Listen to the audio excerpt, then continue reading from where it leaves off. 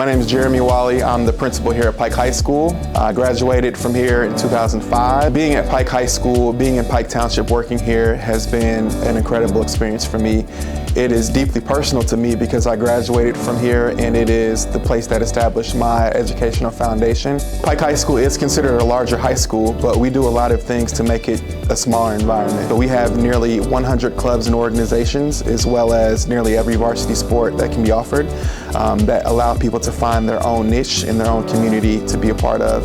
Another thing that our staff focuses on is building relationships from day one, and that includes developing relationships with parents as well. We also offer nearly 30 advanced placement courses, an IB diploma opportunity that's one of the most rigorous in the world, as well as a career center that provides nearly 23 career pathways for students to pick from.